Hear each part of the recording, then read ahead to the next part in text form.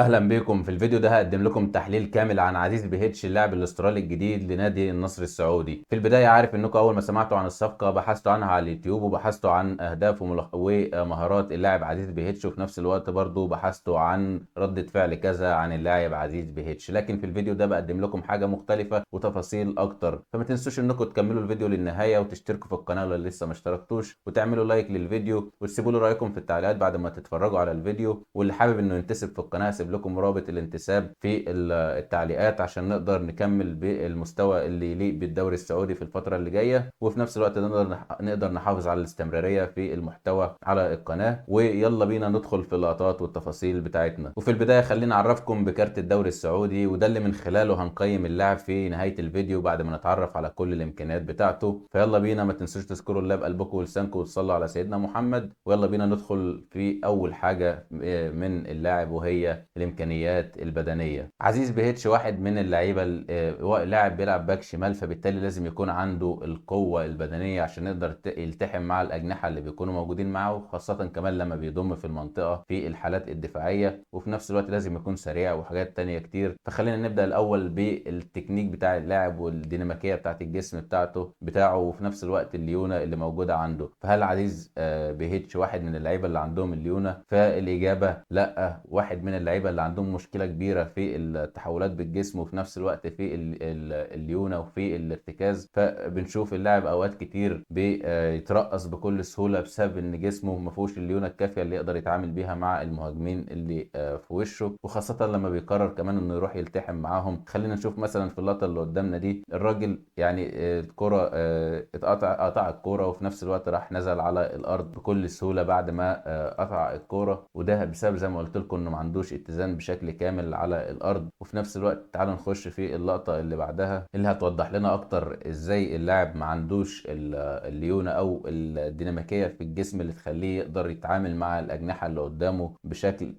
سهل، وخاصه لما بيقرر هو انه يروح يضغط عليهم ويحتك بيهم او يلتحم بيهم عشان نقدر نستخلص منهم الكره. زي ما احنا شايفين بيضغط على الراجل بكل قوه في اللحظه اللي الراجل لف بيها بس بجسمه كده في ثانيه. زي ما احنا شايفين اكتر من 4 حركات مختلفه بالجسم من عزيز بيهيتش وصلت في النهايه ان الراجل نزل على الارض بكل سهوله من وما قدرش ان هو يلف اللفه الكامله مع الراجل الجناح، ووصل الجناح بيها للخط ومنطقه الخطوره. وعزيز بيهيتش كان لسه لحد اللحظه واقع على الارض زي ما قلت لكم. فدي واحده من الحاجات، يعني الراجل لسه قايم دلوقتي، فدي واحده من الحاجات اللي بتبين لك قد ايه اللاعب عنده مشكله في تحولات الجسم بتاعه، وفي نفس الوقت زي ما قلت لكم الديناميكيه بتاعت الجسم، وان هو يكون عنده القدره ان هو يلتحم مع اللعيبه ويعمل تحولات بجسمه بكل سهوله، والليونه عنده مش موجوده زي ما احنا شايفين. وطبعا الحاجات دي بتتكرر كتير، لكن انا بحاول اجيب لكم لقطات قليله طبعا عشان ما اقدرش احط الفيديو، هيبقى العدد بتاعه او الدقائق بتاعته كبيره جدا لو حطيت لكم كل الحالات اللي موجوده، لكن في الاغلب ده شكل او الحاله البدنيه بتاعت اللاعب. طيب دي من ناحيه الالتحامات والتدخلات والتحولات بالجسم. فايه الحاجه التانيه اللي بتكون مهمه بالنسبه للاعب بيلعب في الباك الشمال غير ان هو يكون بيتدخل مع الاجنحه اللي قدامه والتحاماته مع الاجنحه والمهاجمين؟ فالحاجه التانيه وهي السرعه، لان طبعا الجناح بياخد ادوار هجوميه وفي نفس الوقت برضه لما الكره بتتقطع بيرجع في التحولات لما بيكون في المناطق الاعلى. ففي النهايه الراجل لازم يكون سريع، وكل ما يكون الباك سريع كل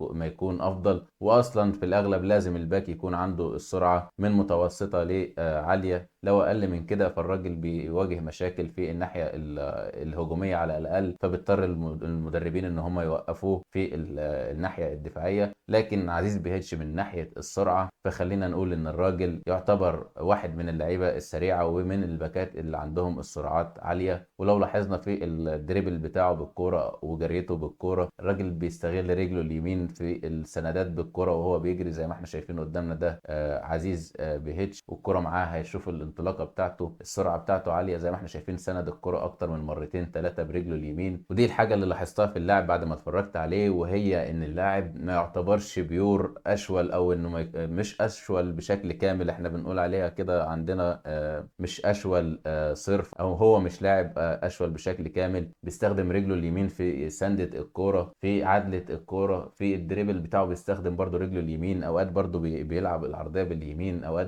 بيجرب يشوط باليمين. طبعا الدقة بتاعت التسديدات بتاعته هنتكلم عليها بعدين، والعرضيات بتاعته برضو. لكن في الجانب بتاع ان هو هل هو اشول كامل، فالاجابة لا، انا مش شايفه متمكن بالرجل الشمال، لان اللاعب الاشول كامل ما بيقدرش ان هو يتعامل برجله اليمين غير على فترات بعيدة، انما ده بيسند برجله اليمين اوقات كتير، وبيقرر ان هو يستخدم اليمين في اوقات كتير. ويمكن ده بسبب ان هو عنده مشكلة في التكنيك زي ما قلت لكم، فيمكن ده بيساعده، او الرجل اليمين بتساعده ان هو يجهز القرار بالرجل الشمال، عكس اللعيبة اللي هم بيكونوا زي اليكس سيليس مثلا. هتلاقيه في اغلب الوقت لما بتجيله الكرة على رجله الشمال بيعدلها، بيستلمها بالشمال وبعد كده بيلعب العرضية. لكن اللاعب عزيز بيهيتش بيعتمد اكتر ان هو يعدل باليمين وبعد كده يعرض الشمال، وبرده في الدريبل بنشوفه بيستخدم رجله اليمين باستمرار، ودي كانت ممكن تكون ميزة. ولكن خلينا ندخل في الموضوع ده في الامكانيات الهجومية. فتعالوا نشوف في اللقطة اللي قدامنا دي مثلا، عزيز موجود على الناحية الشمال فبيضم للعمق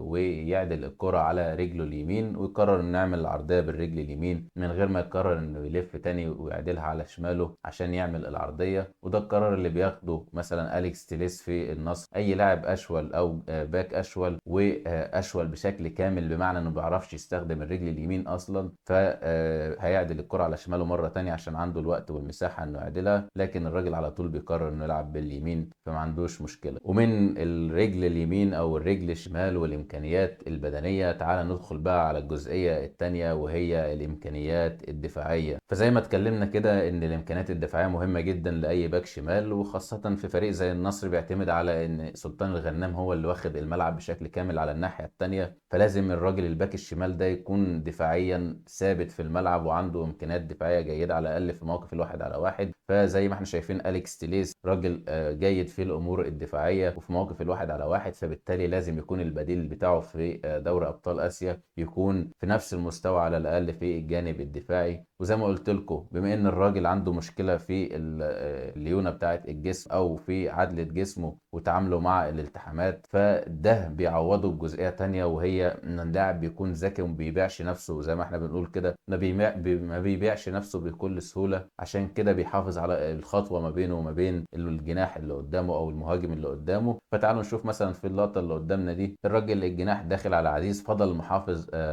عزيز بيهيتش، فضل عزيز محافظ على المسافه اللي ما بينه وما بين الراجل الجناح لاطول فتره ممكنه، عشان ما يبيعش نفسه وما يخليش الراجل يسرق المساحه اللي في ظهره لو رقصه، وما يديلوش فرصه ان هو يعمل المراوغه. في نفس الوقت خطوات رجليه فضل محافظ على ان ما يديش للاعب اللي قدامه الرجل الثابته بتاعته، لان الراجل فضل محافظ على ان يكون الجبهتين متاحين ان هو يتحرك فيهم. وفي النهايه مد رجله، اختار الوقت المناسب اللي يمد فيه رجله ويقطع كوره من قدام الجناح ويطلعها اوت. فعشان كده الراجل بيحاول يعوض المشاكل اللي عنده بان هو يحاول يتعامل بذكاء اكتر وما يبيعش نفسه بكل سهوله، وما يحاولش انه يكون اجريسيف او عنيف او بيتدخل بشراسه على الكوره عشان ما ياثرش على او ما تبانش نقاط ضعفه دي بكل سهوله او نقطه ضعفه دي بكل سهوله قدام الجناح، ويقدر الجناح يعديه ويوصل لمناطق الخطوره. فالراجل بيفضل محافظ زي ما قلت لكم على المسافه اللي ما بينه وبين الجناح، وبيحاول ان هو ما يبينش انهي رجل في الرجلين بتوعه اللي هتكون ثابته عشان اللاعب ما ياخدش القرار ان هو يرقص. وفي نفس الوقت ما بيحاولش ان هو يتفاعل بكل سهوله مع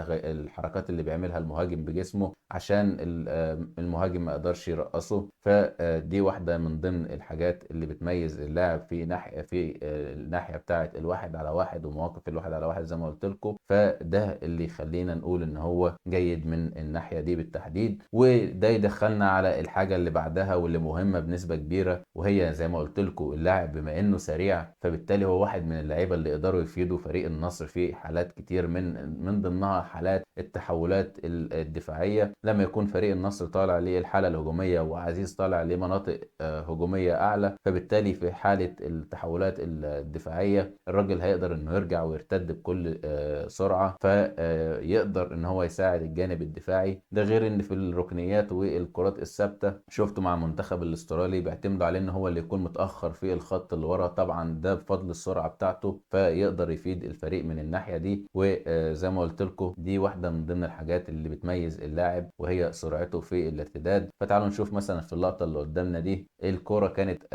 اتقطعت من فريق المنتخب الاسترالي وهم في الحالة الهجومية. الكرة اتلعبت وعلى طول عزيز بيهيتش اللي احنا شايفينه قدامنا بيرتد بكل سرعة عشان يقدر ان هو يوصل للمناطق الدفاعية. في اللحظة اللي فيها زميله كان بيعمل التاكلينج كان عزيز وصل لمناطق يقدر فيها انه بعد كده لو اللاعب عدى ان هو يقدر على الاقل يروح يحاول انه يزاحم اللاعب بعد ما كان اصلا في مسافة ابعد. لكن في النهاية شفنا ان هو وصل لمناطق اقرب من اللعيبة التانية للمهاجم بتاع منتخب تونس. ومن الارتداد والمواقف الواحد على واحد، فالراجل عنده برضو ذكاء وقراية للعب، وفي نفس الوقت بيقدر يعمل بلوك للعرضيات وبلوك للتسديدات بشكل مميز. والتمركز عنده بيكون جيد في اغلب الوقت، والتمركز بتاعه سواء في الخط الدفاعي سواء في جوه المنطقة او بره المنطقة، فالراجل التمركز بتاعه بيكون جيد. فتعالوا نشوف مثلا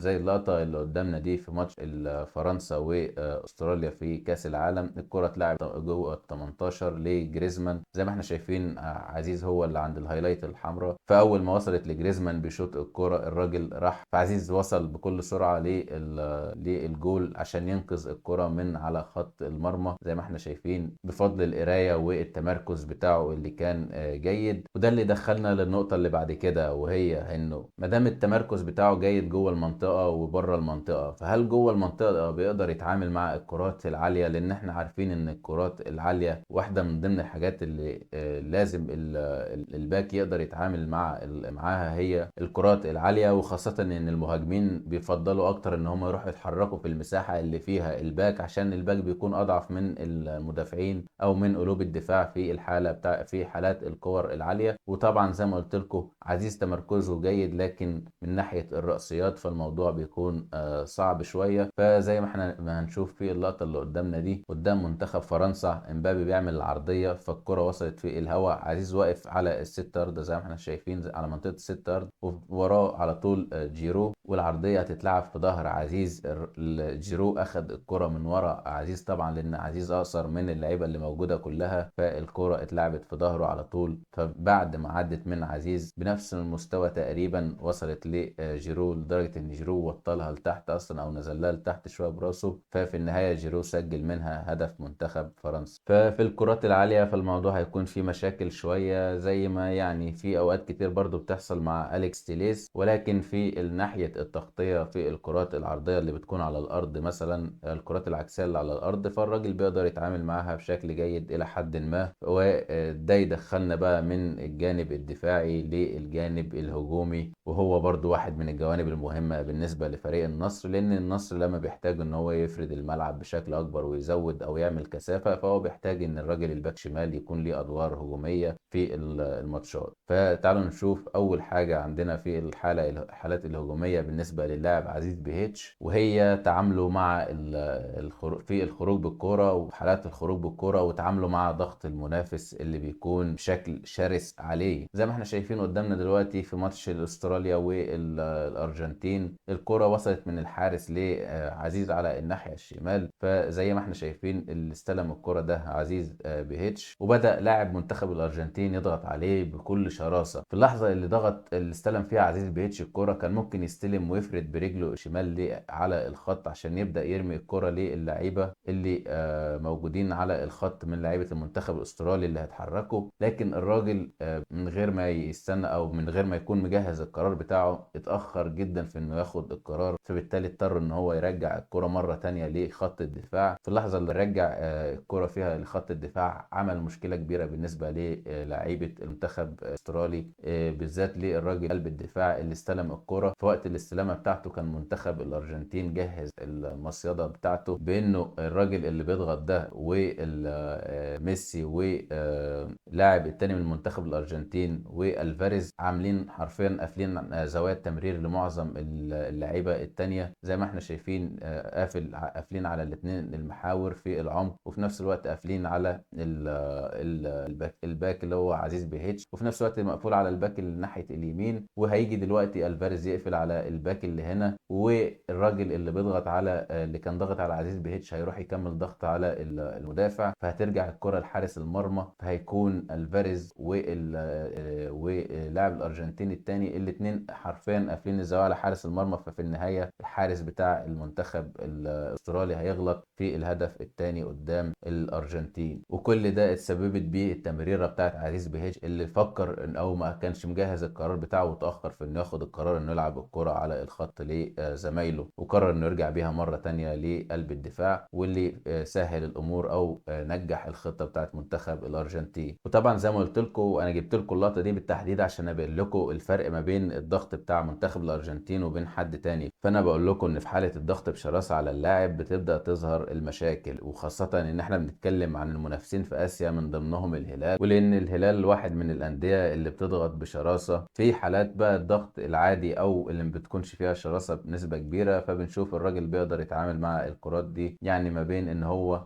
في اغلب الوقت بيقرر انه يلعب الكور الطوليه، وطبعا دي اكيد بتعليمات مدير فني، ولكن هو اللاعب في الاغلب ما بيفكرش غير في الكرات الطوليه حتى لو في الحاله وهو مرتاح. والدقه بتاعت الكرات الطوليه بتبقى يعني ما بين الجيده الى سيئه، لان ما عندوش القدره انه يلعب الكرات الطوليه بدقه كامله في كل مره بيلعبها فيه، وفي اغلب الوقت بيكون كانه بيتخلص من الكره وبيحاول انه يبعد الضغط عن نفسه. لكن في حالات زي اللي قدامنا دلوقتي، وهي انه يعمل تغيير ملعب، واللي في فريق النصر بيعتمدها امريك لابورت في اغلب الوقت ليه سلطان الغنام في الناحيه الثانيه. فالراجل عزيز بيهتش بيقوم بالدور ده مع المنتخب الاسترالي على سبيل المثال، فبتوصل الكور على طول للباك الناحيه الثانيه بكل سهوله وبدقه كبيره. فدي واحده من ضمن الحاجات اللي ممكن تفيد النصر مع عزيز بيهتش في دوري ابطال اسيا، وانه يقدر على الاقل يكون ليه دور في تغيير الملعب من الشمال لليمين، واستغلال انطلاقات سلطان الغنام على الناحية اليمين. وندخل بقى عند الحاجة اللي شايفها ان هي ميزة عند اللاعب ويقدر يستغلها بكل سهولة، وهي الاختراق في العمق والسرعة بتاعته اللي بيقدر يستخدمها، لانها بتعمل مفاجأة في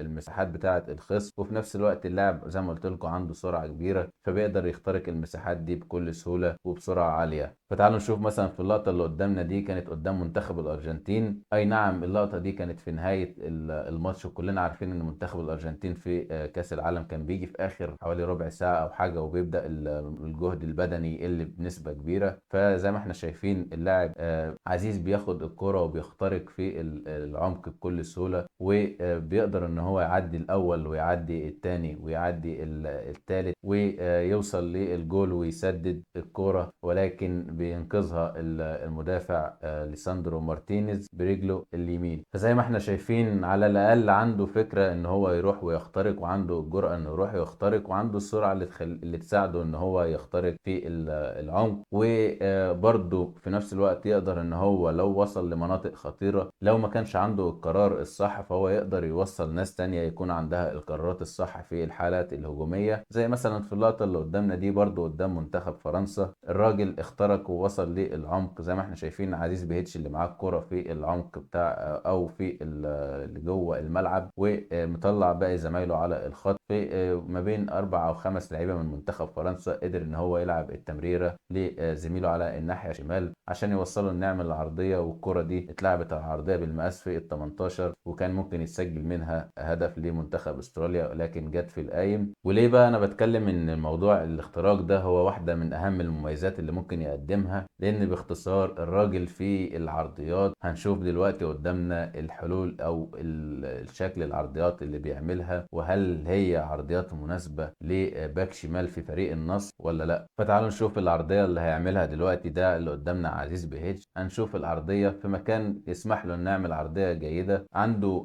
مهاجم في المنطقة يقدر يتارجته او ان هو ينشن الكرة او العرضية عليه. الراجل بيعمل العرضية، واحدة من أسوأ العرضيات اللي ممكن تتعمل، واخدة كيرف لبره بدري، وفي نفس الوقت واصلة بمستوى واطي جدا، ما عدتش أول الاتنين مدافعين في المنطقة، والراجل المدافع اتعامل معاها وطلعها بره المنطقة. وقيس على ده في معظم العرضيات بتاعته، سواء العرضيات اللي من بدري أو حتى اللي على قصاد ال 18، وحتى في العرضيات اللي بيكون دخل لجوه في المنطقة برضو معظم أنواع العرضيات الراجل بينفذها بشكل خاطئ، وفي نفس الوقت ما بيقدرش يختار المساحة او المكان اللي يلعب فيه العرضية، وفي نفس الوقت برضه ما بيقدرش ان هو يوجه على لاعب معين جوه ال 18، ودي ممكن تعمل مشكله مع لعيبه زي كريستيانو رونالدو وتاليسكا اللي هم بيفضلوا ان هم يستقبلوا الكرات العاليه، وان يكون الراجل الباك عنده جوده في العرضيات بالتحديد. طيب احنا كده خلصنا من موضوع العرضيات، وزي ما قلت لكم الجانب بتاع العرضيات عند اللاعب بمستوى سيء جدا، ويمكن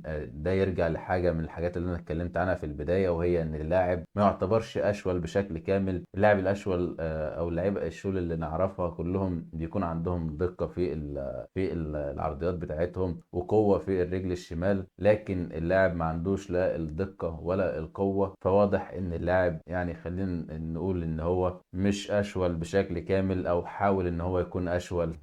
والله مش عارف افسرها، لان بيتعامل برجله الشمال بشكل سيء في الموضوع بتاع العرضيات. وبرضو خلينا ندخل بقى للجزئيه الاخيره، وهي التسديدات. واحده من ضمن الحاجات برضو اللي زي ما قلت لكم، بما ان اللاعب ما عندوش قدره انه يعمل عرضيات قويه، وبيعمل العرضيات بكيرف بدري خالص، وبتاخد كيرف يعني بعيد خالص عن المساحه اللي المفروض الكره تروح تقابل المهاجم فيها، وفي نفس الوقت ما بيقدرش انه ينشن على مهاجم بعينه. فده بيوصلنا في النهايه، وحتى في عرضيات من عرضياته ما بتوصلش لمناطق الخطوره، والتكنيك بتاعها بيكون طالع بشكل غريب، انا يعني شوفوش كتير بالنسبه للباكات الشمال. فخلينا نقول ان الراجل حتى في موضوع التسديدات عنده مشكله كبيره جدا جدا. وبرغم ان الكره اللي قدامنا دي هو هدف سجله عزيز بيهيتش، لكن انا عايز اوصل لك ان حتى في افضل الاحوال وافضل الممكن بالنسبه له انه يسجل هدف، يكون الهدف بالشكل ده. الراجل دخل وسدد الكره بيمينه، تسديده بطيئه جدا يعني سهله جدا، التكنيك بتاعها حتى ما كانش افضل حاجه، لكن الحارس ما خدش حتى نص خطوه عشان يوصل للكره بكل سهوله، والكره واخده وقت طويل جدا في السكه. فيعني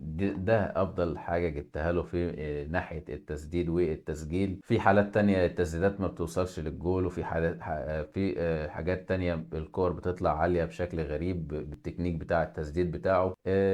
يعني خلينا نقول ان هو من ناحيه التسديد فالموضوع صعب بشكل كبير بالنسبه للاعب، سواء حتى ان هو بيجرب برضو اوقات بيمينه. فيعني انا شفت اوقات بيشوط بيمينه افضل من شماله حتى على الجول، رغم ان برضو في كلتا الحالتين الدقه والقوه مش موجودين في التسديدات بتوعه. وفي النهايه ده كان الفيديو بتاعنا عن اللاعب، وخلينا برضو نفتكر ان اللاعب هو اعاره، وعشان يشارك في دوري ابطال اسيا يمكن كان تقدر اداره النصر ان يكون في خيارات تانية افضل، لكن من ناحيه ان هو لاعب دولي في المنتخب الاسترالي، فخلينا نقول ان الموضوع يعني في حسبة ما كانت محطوطة حتى من ناحية الماديات. ففي النهاية هي دي الصفقة اللي النصر اتعاقد معاها. وطبعا ما تنسوش زي ما قلت لكم، اللي حابب انه ينتسب في القناة هيلاقي رابط الانتساب في التعليقات وفي الوصف، ونتقابل قبل ماتش الديربي ان شاء الله. ولو لقيت دعم كبير ان شاء الله هقدر انزل فيديوهات بشكل مستمر على القناة. وما تنسوش انكم تكملوا تقييماتكم للاعب في التعليقات. انا مش هحط تقييماتي في الفيديو ده، فهسيبكم انتوا تحطوا تقييماتكم عشان الفيديو ما يطولش معانا. فاشوفكم الفيديو الجاي، سلام.